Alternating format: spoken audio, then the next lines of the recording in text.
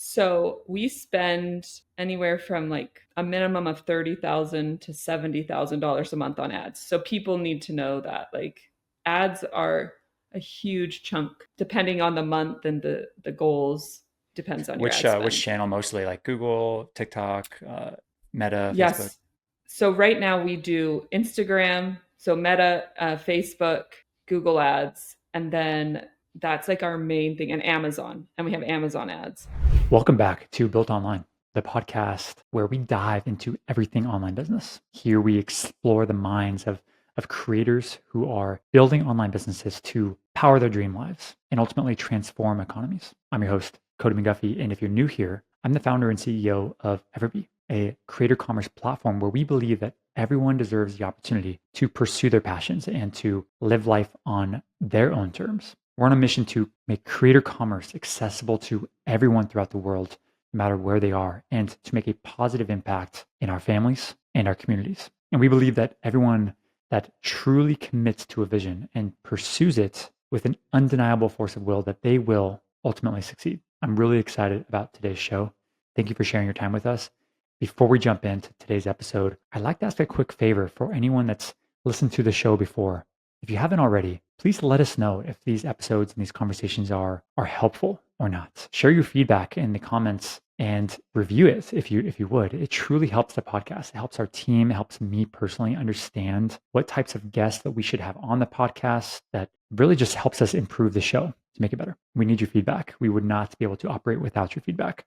So be sure to follow the podcast, subscribe to the channel wherever you're watching this, so you really never really miss out on that one nugget that can really change your business and change your life. Enough of that. Really excited to have you here. Let's jump into today's show. Bryn, how are you? How you feeling? I am so excited to be here. Thank you so much for having me. It is a blessing in my life to be able to be on here, and I'm hoping I can share something that benefits people. You have a super cool story. I'm really excited to hear it and learn from it and share this type of, I don't know, your wisdom, your experience from growing your company with everyone that's listening to this, that it's either growing a company or maybe wants to grow a company. And I really want to just like take this opportunity to learn your story. Also, why you're even doing this, because it's so challenging in so many ways. Uh, we could talk, we're going to talk more personal stuff, also like your family, and you mentioned you have 5 kids. Oh my gosh, right? And you're doing all this as a mom. And there's just so many things that I want to uncover for today. Does that sound good to you? I'm so excited. Let's do it. Cool. So first of all, I'll make an intro and you can fill in the gaps. But I see you went to BYU, uh, Yes. and I'm looking at your LinkedIn here, by the way. Experienced designer, skilled sketching, product design, industrial design, concept development, and this makes total sense because your company is Slate, and your main flagship product is the only 3-in-1 electric flosser. Yeah, so we just knew people hated flossing, and Dr. Snyder was like, "Oh, if I could just have people floss, they wouldn't be anxious." And I was like, "Well, I went to school to change people's lives and be an innovator, so let's figure out how to do that." I love Um, this. So when you say Dr. Snyder, by the way, I'm assuming oh you're yeah, referring to same last name as you have, is that a husband? yeah. So my husband wanted to make this, and actually, to be completely honest, at first I said no way. Um, we had Mm. just we had just bought our dental practice. It is 5 years old. We just started making money. We were in $1 million of debt for the dental office, and I was like, stay the course. This is going to take 5 to 10 years. I had started a business when I was 15, so I knew running a small business was like. And I was like, if our goal is to make $1 billion company, that's going to require too much effort. I just had a baby. I was like, do not do this. Mm.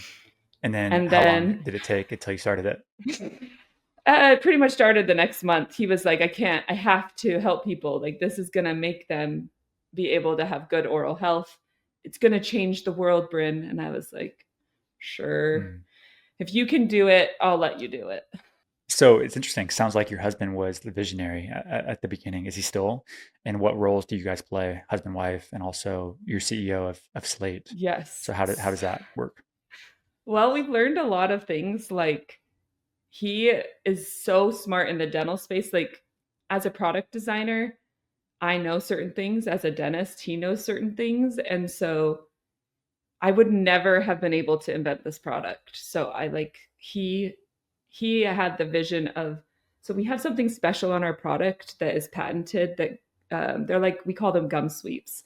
Okay. They're and they go and they stimulate your gums where your floss is supposed to stimulate your gums, but it typically doesn't if you're just using a floss pick. So I wouldn't have known to invent that, right? Of course. I Yeah. It's not your and it's not your field. Yeah. It's not necessarily your expertise. So our product is great because of him. And then he is a dentist, so he's not very good at running a business. So we needed each other for this company to succeed, but we don't work very well together. So um, it's like, okay, we can work together and be divorced, or we can, we cannot work together and you can make money as a dentist and I can run this company. Got it. Okay. I'm looking at the product right now too. By the way, slateflosser.com. We're not affiliated. It's not like a sponsored ad or anything like Right. that. It's just purely telling the story of Bryn's story. And it's a super cool product that I have never heard of or seen before. So I'm excited to try this myself. I you are 3.5 years old according to LinkedIn, but you mentioned the Yes. product offline. You mentioned the product has been live for about 2 years. So can you tell me more about that? Yes, so products always take way longer to launch than people think, especially if it's a brand new innovation. So we had to do it, the engineering. Like, it's easier to start a company if you're like, t-shirts exist. I'm just going to make a t-shirt, right? But like, our product did not exist. So we had to completely create a new innovation. And so Dr. Snyder started thinking about it in 2019. We applied for the patent in 2020, and then we started getting the mold and we did a Kickstarter in 21. But we didn't get product here until November of 2022. So we couldn't make money until November of 2022. Isn't it so interesting? My experience of similar experience wasn't as technical as yours, as far as like electrical and so many things that goes in your mouth, like all this stuff. But mine was I invented something years ago, and I remember thinking about how I remember the idea was in my mind for years and years and years. So like it was already years in the making of just like thinking about this problem.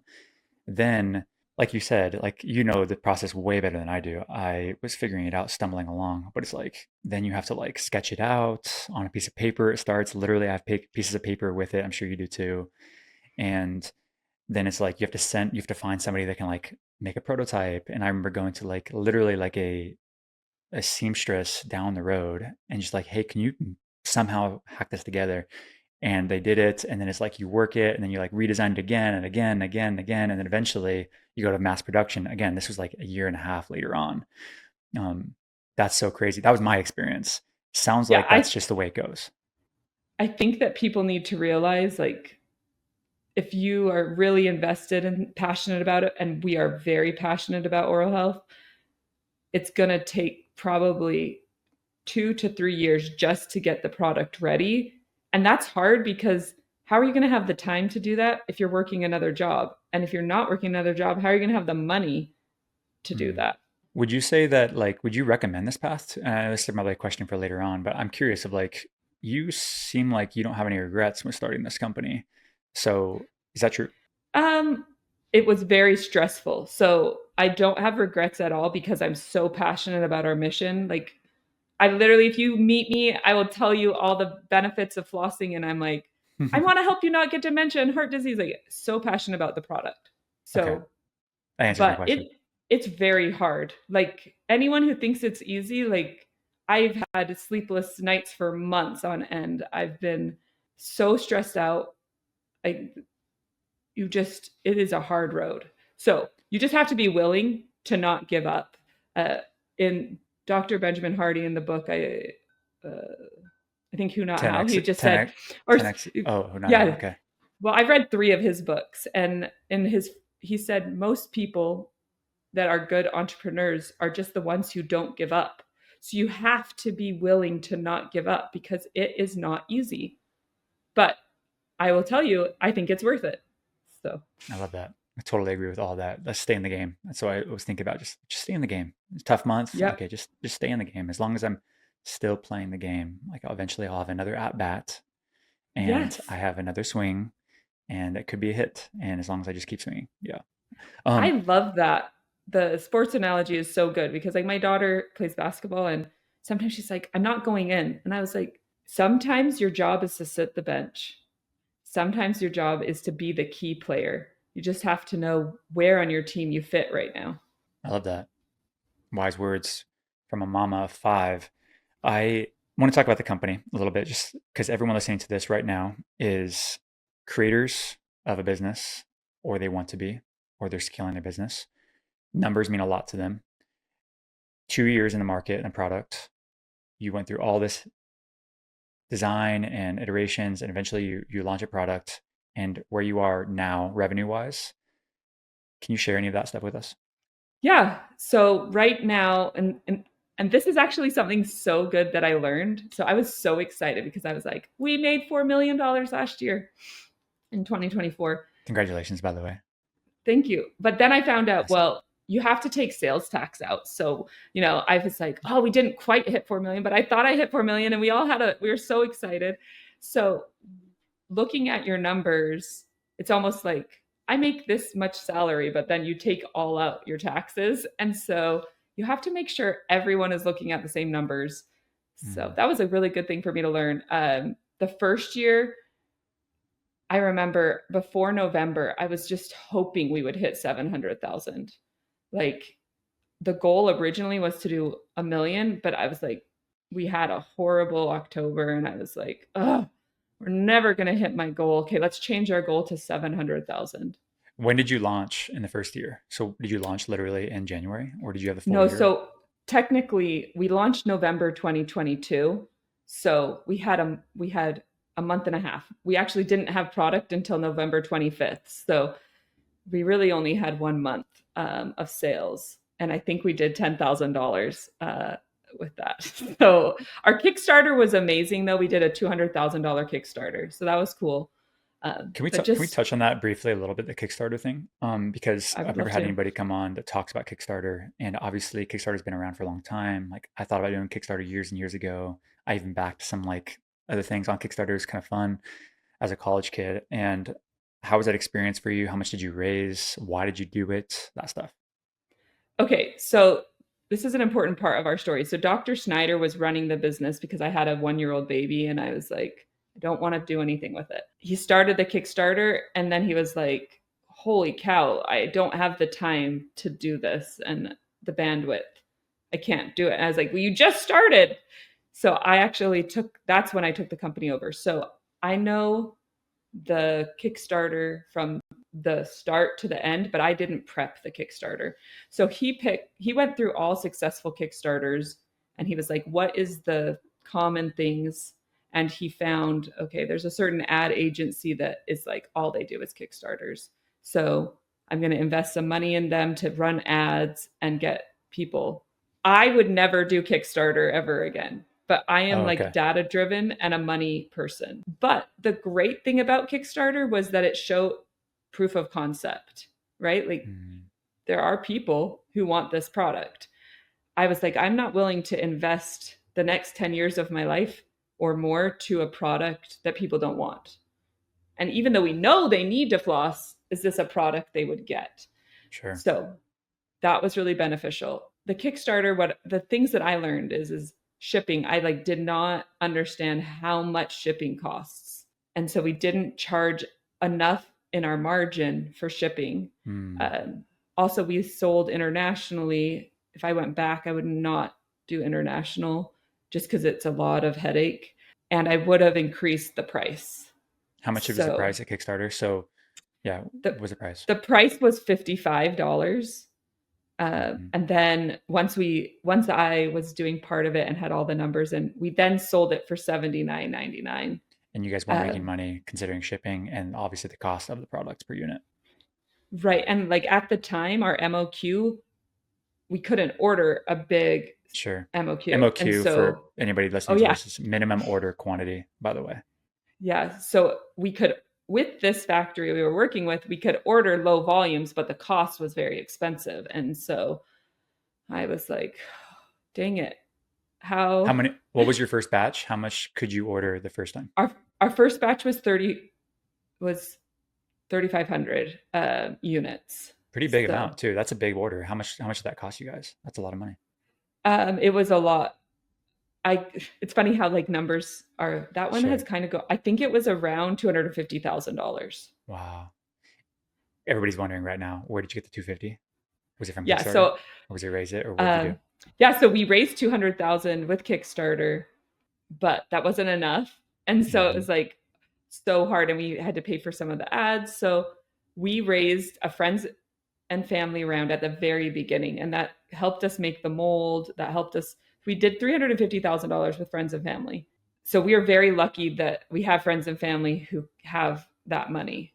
But we didn't have enough money. So I then raised $800,000 for our next MOQ. And it gave us like funds to pay people and contractors and ad money. So our company would have failed without the $800,000 raise. I think it's so cool that you guys were able to raise that. Well, you know what's crazy is I just didn't know what I didn't know at the time, but women typically do not. It's very hard for women to get funding. And Is that true? Is that like a data there? I imagine so, by the way. I've never yeah. like put a stat to it. So there's actually a movie I want. It's called Show Her the Money. And it just talks about how hard it is for women to raise money. I do think that the landscape is changing very Hmm. incrementally, but like 2% or something of VC raises is for women. So I lucked I could out see that. and I also raised at a great time. I raised in 2022. Now it's a lot harder to raise money. I would say that I'm going to rephrase that. I don't think that you were lucky. It sounds like to me you're the person that's extremely committed and like Oh, very yes. passionate about what you're doing. Like I just don't want anyone to think about this and be like, "Oh, Bryn, she's just so lucky." Like that's why she was able to do it. Because that's just like what we're talking about here is challenges, sleepless nights, extremely hard work. I Plus, practiced my pitch for probably 100 hours. yeah, you're gonna get pretty damn Like, lucky when you practice that much. well, like me and my kids would go on walks and I would tell them the pitch as we went Mm. on the walk. So my kids know how to sell a Slate flosser now. Um, but so, I think it's so fun to also involve them in it. Oh my gosh, it is. Yeah, I love when my kids come into the office or when they saw our inventory in the past my past business, and they would be like sitting on the bunches of boxes, right? Like everyone knows that has inventory Yes. like in their garage. Like it's like you're proud of this like product that you have just like stored in your product. And when someone puts an order in, you like go out to the garage. I remember going out to the garage, getting it out of the box, putting a little baggie, and like putting a label on it and sending it away. And you're like so proud of that. You're like, wow, look what I create. Somebody paid me for my creation. That's It insane. is such a cool feeling. So cool. I remember like one pallet and then it was like 10 pallets. And then from 10 pallets went to, and now we just use a whole truck full. But like it was only in September that I got my first full container. I was like, oh Mm. my gosh, so fun. So you go from 0 to 4 million a year. And I'm wondering, like, what is your main go-to-market? You don't have to like tell me all the secrets and stuff, but I'm curious about like what is working for you right now Yes. to generate that sort of revenue. So we spend anywhere from like a minimum of $30,000 to $70,000 a month on ads. So people need to know that like ads are a huge chunk, Mhm. depending on the month and the goals. Depends on your ad Which spend. channel mostly? Like Google, TikTok, Meta, Facebook. Yes. So right now we do Instagram, so Meta, Facebook, Google Ads, and then that's like our main thing, and Amazon, and we have Amazon ads. We Cool. didn't start Amazon until October of 2023. Okay, so you've had a full year on Amazon. Is that the majority of your revenue on Amazon, or is that a small portion? So until this month, it was about 60% Meta, 40% Amazon. This month, it's almost 50-50. Okay, cool. So Amazon's a solid sales channel for you, and you have your standalone website, which That's like the Yes. ideal, right? Because you own the audience, you get the email list and all this stuff, It's and you have a email sales list channel called. cannot be, everyone needs to make sure they have good email. Tell us why. Like, what? How do you use it? How do you capture it? All that stuff. Yeah, so it's meta ads can either perform or not perform. But email lists are like your people who care about your product, and so you can control it a lot better. And channels can die. So like 1 month we got shut down on Meta, and I'm like, if you rely solely on Meta, your company will fail. So um, when we got hacked, and because we got hacked, we started Amazon. And it was a huge blessing. At the time, we didn't want to be on Amazon because we knew we'd get knockoffs. But Mm-hmm. I'm still grateful that we did Amazon. We have like 10 knockoffs on Amazon, but their product can't, no one has our gum sweeps. No one has our 3-in-1. And it's funny, someone just left a review that was like, I bought the cheaper one, but then it didn't work at all. So then I bought yours and it's the best. So Mm. um, we have silicone gum sweeps, we have woven floss, we have non-toxic floss, and we have a gum tongue scraper. So our product is better than anything that's out there. The Mm. problem is now we have to educate all the people on People. Amazon why it's better. Yeah, and Amazon's tough to do that because you don't get the email list. Like, people come there with a Right. high buying intent, like they're ready to just buy now, not necessarily be fully educated on everything. Right. But I think it could be both, right? That's the cool thing about it. It doesn't have to be one or the other. It can, at your stage, it's like you can have your standalone website, which is like your bread and butter, and then you have a sales channel called Amazon, and it happens to be like a solid channel for you. It's like another stream going into their main river, and then you could Yeah. have another sales channel in the future. So That's the way we I look at have it, at least. one other sales channel. We do dental offices. So Cool. being backed by dentists is a very high priority of us because my husband's a dentist. And so we're like, you could have amazing marketing, a crappy product, and no dentist will back it. You'll make money for maybe a few years, right? But our goal is to be backed by dentists, to be promoted by dentists so that it creates this big funnel. Mm, Uh, I love that, and that's a unique advantage that you guys have as well yeah. because your husband's a dentist. Very Yes. unique. Um, what's the goal now? What's the goal for next year, 2025? I guess you could say Okay, so originally our goal was to do about 8 million, but double. I read a book, 10x is easier than 2x, and I was like, why are we just striving for 8? Why don't we try to do 12? I think we should do 12 because that's going to help us cut out the fluff that we don't need to do and just focus on higher. And of course my staff was like, Bryn, 12 is going to be hard. And I was like, yeah, but I think we can do 12. Or it's actually simple because I was actually going to say we should do 40. And so, Yeah, exactly. um, I also think that when you change your mindset, let's say we don't do 12, but if we're pushing for 12, we're probably for sure going to hit 8. absolutely. And you could probably even make the argument like just going back to that book, 10x is easier than 2x. 40, why is 40 not possible? Like first principles thinking, like why is 40 not possible? Well, right. Is there not enough people in the world Oh that no, I need think that this flossing? is Like, $1 billion or more because there's 340 million people in the US. If we just have 1% of people using our product, it's like a $50 million product. So I think it's easy to get there. What we've learned is cash flow. Cash flow, we couldn't do it. We could not do 40 million with the cash flow we have. I see. In order to do 40 million, which is possible, we would have to get VC funding. Why? Can you tell me why? So banks don't like to give entrepreneurs loans. I'm A good curious. thing is they do like to give dentists loans, though. Interesting. Why do you? So I like numbers too, and I like thinking about cash flow problems a lot.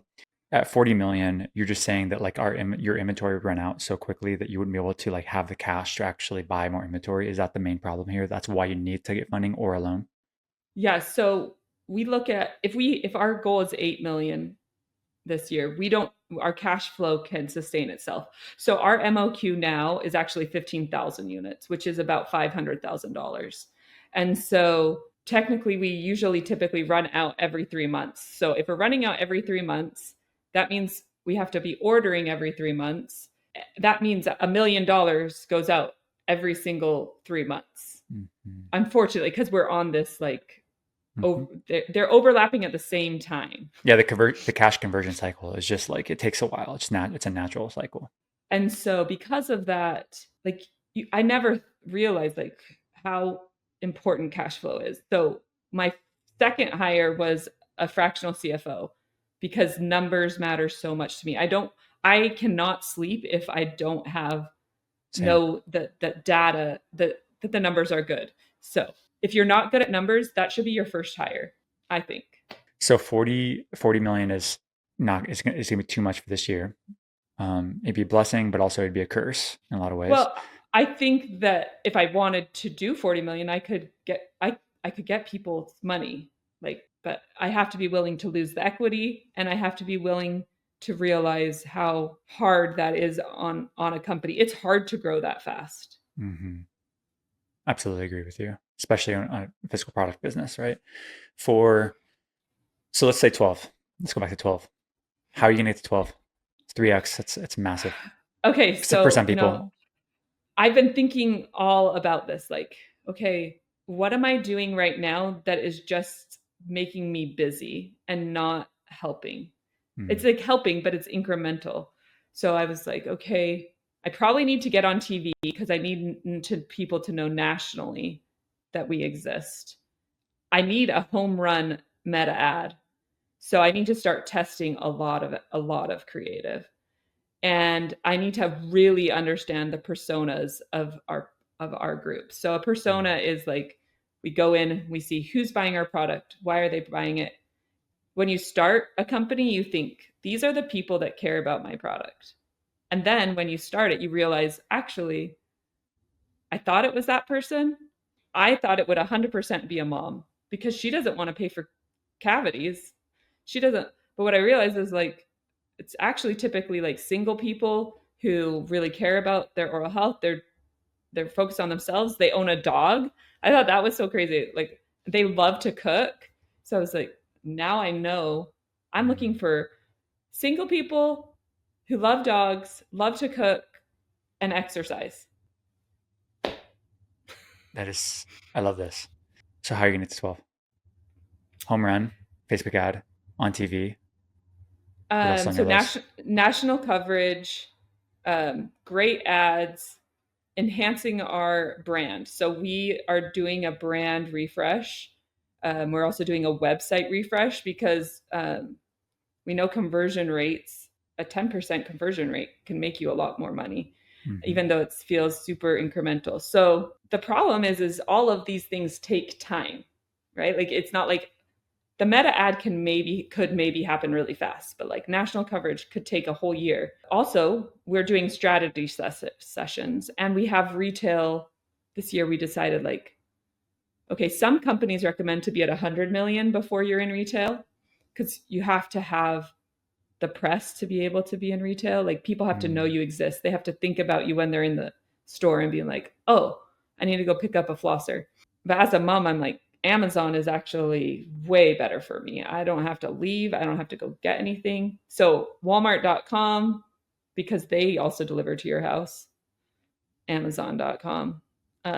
So our goal is to really figure out how to grow exponentially D2C, but we're coming up with also a retail plan for the next 2 years.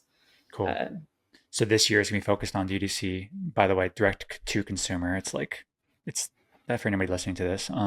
It's basically anything that's not in the brick and mortar store is right. DTC, right? I agree with that, Bryn. Yes. So D2C could be Amazon, Target.com, Walmart.com, your own website. It's quite a big Goes range, but from you, the brand owner, to the consumer directly, rather yes. than to a store and then to the consumer. That's what DTC is. Beautiful. Okay. So it And I sounds do like think people shouldn't try to be in retail at the beginning. It's too expensive and too hard. It's just too hard. I've heard, and I've never been in retail, but I remember starting my second business, physical product, and I thought it was like the dream to be in retail. I'm like, if you're in retail, like you've made it. And then I started realizing, okay, that's not necessarily true because they make you do certain things, like the stores, they don't want to take on all the risk all the time. So that means you have to take on all the risk. And there's also a lot of other requirements. Can you maybe just shed light of like what you've learned there too for the people that are maybe thinking like I was thinking Yeah, and maybe try so to it talk was them out of it? interesting. One of my investors was his first question to decide if he was going to invest in us was, "Are you going to try to go to retail right away?" And I was like, "No." He's like, "Okay, then I probably support you because what we see is people who go into retail at the beginning, it's they don't have the traction to sell through. And then if you don't sell through in the first 3 months, they don't want you back." So also, we were looking at it like because we're trying to strategize. To be in Costco would cost me just in product alone $3.6 million. So that's like a huge investment, and I have to be able to have that money. So retail is would maybe be beneficial for a food item, right? But not for uh, the the start of a company. The margins of retail too, how are they? Because like Orgain is in Costco, right? I'm a customer Right. of Orgain. And so like I imagine the margins are tough at first, but eventually they get better because MOQs, the minimum order quantity, can get Yeah. bigger. And So typically, like, let's make it easy. Like, let's say you have $100 product and you have a 70% margin. So that means your product costs you $30. You okay, have $70 to try to make. But if you're going to go into retail, usually a minimum, like Costco is cool. There's cool things about Costco. They will not let you have a certain, like, go under a certain amount of margin number. But Walmart doesn't care. So you could say, okay, I'm going to sell it to you for $50. So now you make $20. Then they have a $50 they have the ability to make $50. Well, not really, but so typically your margin's going to be cut to 20 to 30% when you go into retail. So you have to be able okay. to say, Should is that enough money to get to pay my marketing team, to pay all these other teams? We break it down into different things. So going to retail, you're going to still have to pay for shipping. You're going to have to pay for shelf space. You're going to have to pay for um, advertising. So you just have less margin when you go into retail. love it. Transitioning back to your strategy. Uh, Thank you for covering that, by the way. Super, super helpful. Sounds like to me that y'all are thinking about opening up one or two more channels to take you guys from 4 to 12 to Yes. really, so it's like one or two channels can probably take you there. And it probably is true, right? Like you probably only need one of those out of like the 5 ideas that you probably have. Like one can break it open, probably like a solid meta home run meta ad would probably break it all open for you to 3x. Would you agree with that? Or do Yes. you feel like you need to do TV and meta and all these other things? We have learned if you get a meta ad that converts, it's sweet. Mm, But you have to test a lot of ads. So, like, let's say a bad performing ad for us is anything under a 2x. I consider it bad. Over 2x, I'm like, yeah, we could keep running it, but my preferred is 4 or higher. Um, we've had ads that perform at like 10x, but they wow. burn out after a month or two, right? And so you just, I think, knowing you're going to have to just come up with new things, and then you have to try to figure out, does this connect with my people? And that's why you learn personas, so that you can make Mhm. sure the ads you're making. I've like really tried not to make funny ads because that just doesn't feel on brand for me, but I'm like, maybe I need to try a funny ad. Yeah, funny ads I've always steered away from too, just simply because I'm not that funny. So like it's not on brand for me. And like it's just I don't even it doesn't come natural. Yes, Um exactly. Like I don't like crudeness, and I'm very, if it was a really witty ad, but then I'm like, that probably would go over most people's heads. mm, how big is your team? Okay. So I'm gonna kind of start last year, because so last year in February, I was the only main employee. I had a fractional CFO, customer service, and fulfillment. So we were like, I guess, a team of four. Okay. Actually, but those customer service and my CFO are fractional, and then a meta ad buyer. So because I have design background, I could kind of make it work, but I knew I needed to do better than that. So my next hire and my favorite hire to date is Caroline Scheibel. I was looking on LinkedIn and she popped up saying she was looking for work. And I was like, I'm going to get her to join my team. So I messaged her and went to lunch with her, and she was just going to do it like as a contractor at first. And then after 2 weeks, I was like, why don't you just work for us? So What does she she do did. primarily? She, I hired her as our marketing and brand strategist because what I was learning is like my Amazon channel didn't look the same as my ads, and my ads didn't look the same as my website, and I Yeah. wanted all three to look right. Congruent. Um, it's so hard because if you have different companies doing different things, they're going to take their own spin on it. So I had the year before a brand and guidelines, but people were still interpreting it their own. So me and her really honed in on what is our brand, what is our guidelines to try to help designers. But this year we're doing another one because we realized we needed to take way more things out. Even though me and her know how we could use different fonts to match our brand, other people, like we had Mazard Soft, Mazard Light, we had like 4 different fonts. This year we're paring it down to one font because people you can't give them the leeway. Interesting. And now we're talking technical here too. This is like branding like 201 or whatever it is. Yeah. So she was my first hire, and then as we had contractors, so in the ad space, we've changed our ad buyer as we've gotten bigger. Our first ad buyer cost $350 a month. Our next ad buyer costs $2,000 a month, and now our ad buyer is $5,000 a month plus a percentage of our ad spend. Doesn't sound like they're full time. Sounds like they're an agency. Yeah, so we've realized, or for me, contractors is a better way to go. I want to create an in-house team in Spokane. I got an office, we have a place, we have a warehouse. But what I've learned is it's in the other book that I read, Who Not How, they have to have the right skill sets. And the reason contractors are better than a hire is I can only afford a junior designer, but I could afford a contractor who is a rock star. So I'm trying to have our team be full of rock stars, and then hopefully next year we can have them be in-house. But some people never make sense to be in-house. And I Yeah, I think agree. that's typically ad buying. It just doesn't make sense to be I've heard in-house. that too. It's almost I hear two different sides of the coins, and we've never really been big on paid ads either. In my past companies, I've always ran paid ads, so like that just shows like it wasn't a real team. It was just like me learning and figuring it out. And I have friends that literally run $200 million per year companies, product based companies, Yeah.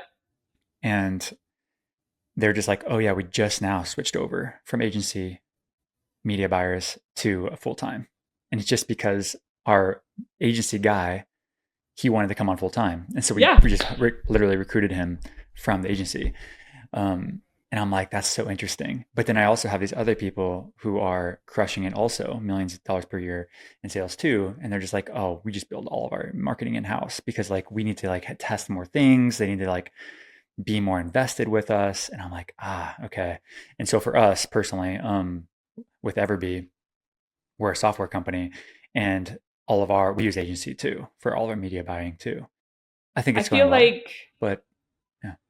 I've done 4 different agencies now at this point, and Okay. you can tell when they're invested, and then sometimes they'll stop being invested, and that's when I switch. But switching is expensive. So if you can, switch the least amount of times.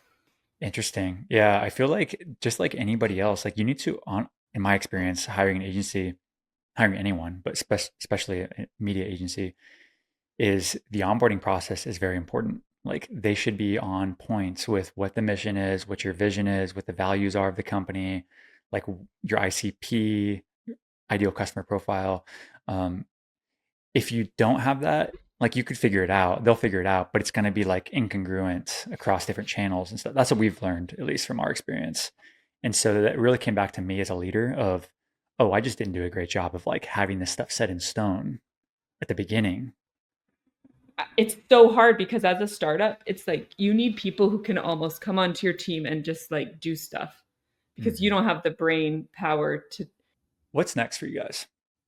You're going to continue to sound like your team is I said a 5 people full time or 4 people full time, and then you have Well, no, contractors. we're 6 people full time, and then we have Okay. contractors. So two Are of those people are fulfillment, though, because um, as a company, it was really important for me to support our community, and we have a large refugee population. So our fulfillment team is run by refugees in our city. As we grow, I want to be able to offer them jobs. That's awesome. And this is Spokane, Washington, right? Yeah, yeah. So Oregon, no, Washington. Spokane, Washington. Yeah, yeah, yeah, yeah. Okay. I've been there before. It's beautiful. Yeah. Awesome. Are you all profitable yet? So that is something that's important to me, and so we are profitable. Wow. Um, but Congrats. there's a cost to that, right? Like, I'm like, should I, instead of being profitable, put more money into marketing? I don't know. I understand that. It's always a dilemma. I run as EverBee runs as a profitable company too, and it's just a personal choice. Uh, I I think in find order for that me to be able to sleep, I have to have it be profitable. yeah, I'm just too responsible with money to like not be. I'm like just I understand the strategy of not being profitable. I get that and I get it. But for me, it takes away some of my peace of it just takes away some of my peace. And I value my peace more than anything else.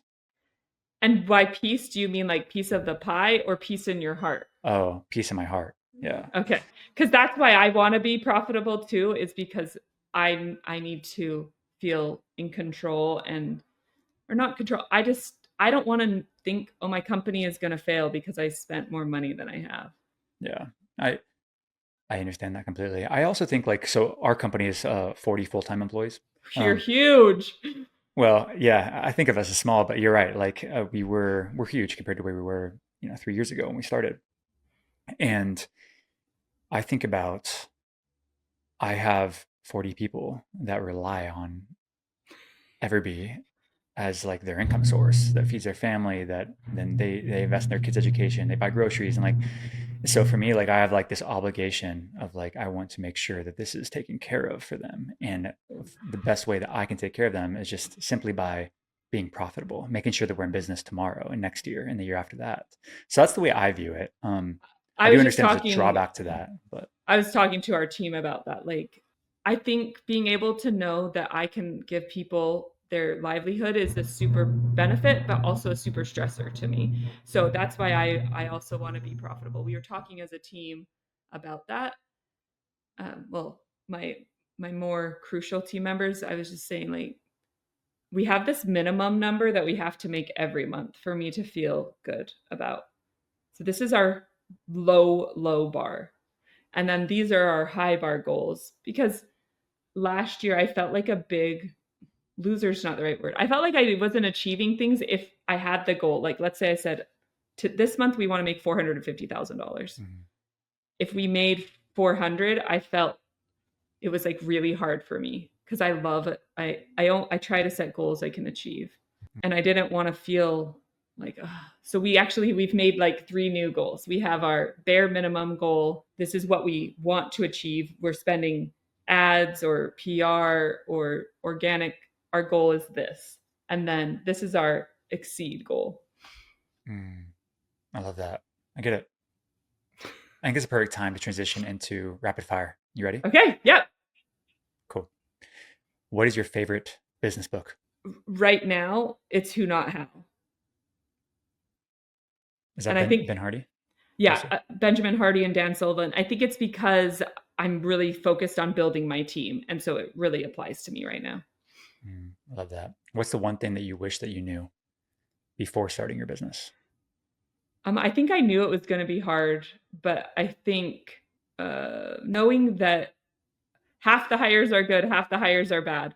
I think that would be because I've hired people and I like their personality and their skill set doesn't work, or vice versa. They have a great skill set, but their personality doesn't work. And so I at first I took it like I hired them and it's just not working. There must be something wrong with me. And then I talked to someone and they're like, no, most like a lot of hires don't work out. Yeah, I found that too. I found that the more I focus on core values first and then the skills after that, I tend to have a better hitting, like a better batting average, I guess you could say. Like it goes from like 50-50 to like 90-10 or like 80-20. I And so I think if like they that. have the personality where they can learn, like certain people will just figure it out. Those are the so if you have the personality and the ability to figure it out, those are very beneficial in startups.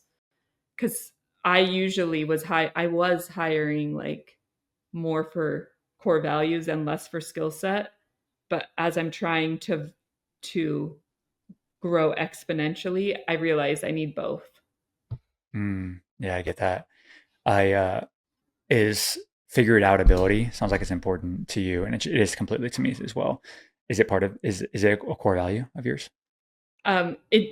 It isn't in our mission, but like maybe it should be because like sustainability, empowering people, education, and inclusivity are like words that we Mm, talk about Slate.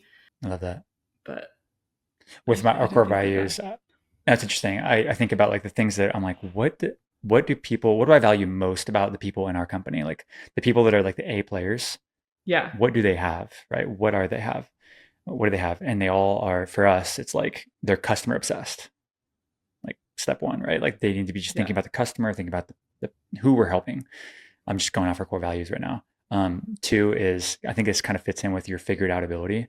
Is ours is think like an owner. So Yes, like, that is like huge. I love that because what we've seen is like if they don't think like an owner, they're gonna spend more money than they should, or they're mm, going to. I yep. I love that. And it also is, it's cool. It's because it's financially. It's like think like an owner. Like don't spend too much. Be frugal and like be smart. But then second part is like just the ownership mindset of like, oh, I committed to that. I promise. I gave you my word. I'm going to do that. So I'm owning that. It's me. And so I now I'm going to put love that. my name on it, and I sign my name on it, and it's like I'm going to do this thing the best I could possibly do it because I think like an owner.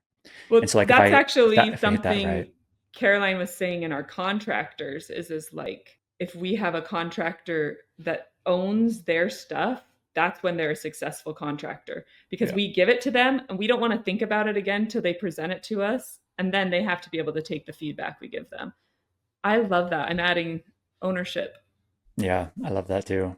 It really that one right there. If we unlock that in a higher, we tend to take everything else kind of tends to take care of itself. I totally agree. So I love that. Anyway, next question. What's the worst advice that you've ever received? I don't know. I kind of put that out of my brain. So I I should did have too, known that actually. before. But when people give me bad advice, I kind of just like the best advice I've ever gotten was take the money, which I didn't. So I was offered a loan by our community and I didn't really want to take it. Mm, But someone was like, Bryn, the reason companies fail at the beginning is usually cash flow. And and this is a loan, so they're not taking any percentage. And I was like, I don't know if I need that loan, but I took it and I'm so glad I did because as we started growing more, I needed more cash to be able to order mm, inventory. So take the money if you can with a loan. mm. Love that. How many hours do you think that you work on your business per week?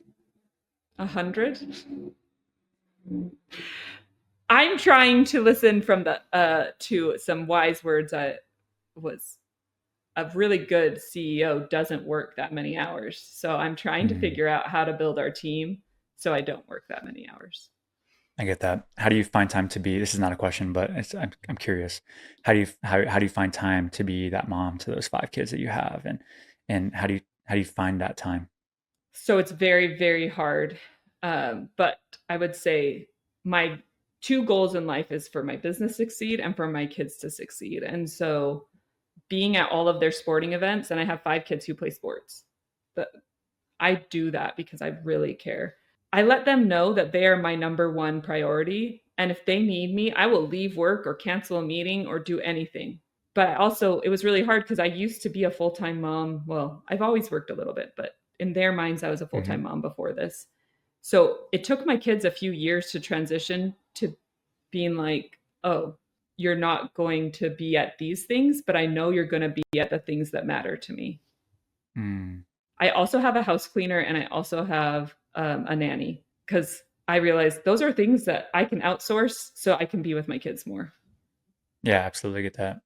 And I put I my love the kids house to cleaning bed. things. I try to put my kids to bed every night. Do you actually there's a million questions I could ask there, but let's keep going. How many if your family and your friends and your customers of Slate and maybe even your like investors in Slate, they all had to get together without you and they had to write an honest like article or summary about Bryn, characterizing your traits, good stuff and the bad stuff. What do you think they would say about you? I think people would know that I really care about being a good mom. Um, I also think people would say I work really hard. Like that's probably the harder I work, the luckier I get. I like that quote. Um, I think they would say I'm very passionate about like oral health. Now that I know what I know about oral health, I can't unknow it. And I'm like, I want everyone to floss because I want to help you with dementia, Alzheimer's, heart disease. Like I'm going to help you be healthy. I also think that the bad thing about me is I'm sometimes need a better filter.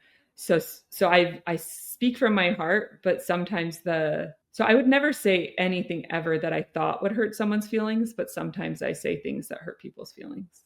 And maybe I'm too honest. So like I might be too honest sometimes.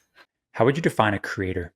Okay, so I think that there are a few different types of creators. I think there's the imagination creators, and then there's the creators who are like designers, but I don't think they have to be the same. Sometimes, like our retail strategist person we're working with, I would say she's a creator because she can think outside the box and strategize, but she would never make a slide for people to see because it's not going to be beautiful. So I think there's two creators. I think there's the creators who make things beautiful, and I think there's the creators who think outside the box and strategize. Do you think that everyone should be a business owner? No, Why? it takes a certain amount of grit. It takes a certain amount of being able to be okay with the unknown, but it takes a lot of, I feel like, financial. You have to know your finances to be a successful business. And some people just don't have that bandwidth. So hire someone who does. Or I think, I guess everyone could be a business owner if they hired the right team. Do you think But they should? no, Just because they can? Do you not think they should? no. I don't think they'll be successful at things like my husband would not be a good business owner. Hmm. And that's just something we learned. But he runs a dental practice, right? Yes. So well, he used to own his own dental practice, but when we started Okay. Slate, he sold it, and now he works as a associate. It's so much better. He makes more money, which is you wouldn't think, but not being the owner makes him more money. I get that. I mean, most of the time, like the founders take on all the risk, like because you get all the potential upside, but doesn't miss. It's not guaranteed upside. Definitely not guaranteed. That's all the questions I have for you, Ben. Thank you so much for coming on. I have a question. Where do Okay. people find you? Follow your story? How do they support you? How do they support Slate? All that good stuff. Okay. Well, I support me by flossing more. And if that means you need a slate to actually floss, buy a slate flosser at slateflosser.com. I'll give you a code. Just you could use EverBee and you can get 10% off. Um, so our product is $119. It's a new rechargeable unit. If you buy it, please, please, please leave a review. Uh, Reviews are so beneficial to Slate because it's a brand new idea. People don't know what it is. They need to see reviews from people. You can find Slate Flosser on Instagram at slateflosser.com. Whoops, at Slate Flosser. And then you hmm can find me personally on LinkedIn, or my Instagram that I share publicly is Bryn Snyder. We will link to all of those links in the description or the show notes, wherever you're listening to this or watching this. Brendan, thank you so much for coming on. I genuinely appreciate it. Thank you so much for having me, Cody. I'm like, ooh, I want to see if I can pick your brain some more another time. Let's do it. 100%. I love talking business and strategy and creations and inventing and also like bringing things to market. It's so fun. That's why we have the podcast. I mean, Awesome. Thanks, Cody. awesome. Talk to you soon.